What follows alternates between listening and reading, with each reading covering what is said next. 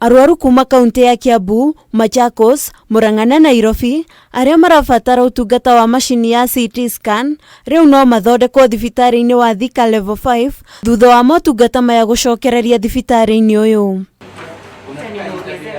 Macini ino ikoretwo ĩtekuruta wĩra ihinda-inĩ rĩa mwaka ũmwe thutha wa nyũmba ĩrĩa yaigĩtwo macini ĩno kũnyita mwaki, no rĩu arwaru kuma 15 nginya 30 nĩ marĩtungatagĩrwo nayo oro mũthenya. We are hoping this number is going to increase because we know that THIKA level 5 is the only hospital in Kiambu County that has CT scan services. So we are hoping this number is going to increase both from our patients and the referrals that we are getting from other facilities in the county. Thĩinĩ wa kaunti ya Kiambu, ũyũ noguo thibitari ũrĩa ũrĩ na macini ya CT scan, na ũguo arwaru makoretwo magĩtangĩka kana magathiĩ gwetha ũtungata ũyũ thibitari-inĩ cia andũ kĩũmbe iria cirehagia goro. Considering that CT scan service is not a cheap service to offer, we charge a minimum amount of 6,000 to almost 10,000 Kenya shillings per examination.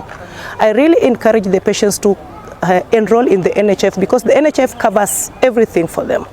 The total amount as compared to a patient suffering, a patient has no money to pay for the 6,000, hence stays at home without getting the services that are very crucial for her treatment or his treatment. Hamwe na ũguo, thibitari ũyũ nĩ wambĩrĩirie kũheana motungata ma kũramata mũrimũ wa cancer, na ũguo mũingĩ nĩ ũgũkorwo ũgĩthũrimwo mũrimũ ũyũ. We are going to start a very robust program for cancer care whereby all the patients, even what we are even doing is not even cancer treatment.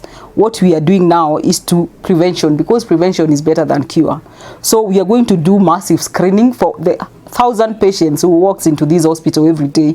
We are going to make sure that at least 95, if not 100%, we screen them for the various type of cancers according to your age and your gender. Handũ-inĩ ha Kameme TV, rĩtwa rĩakwa nĩ Wangari wa Kamau.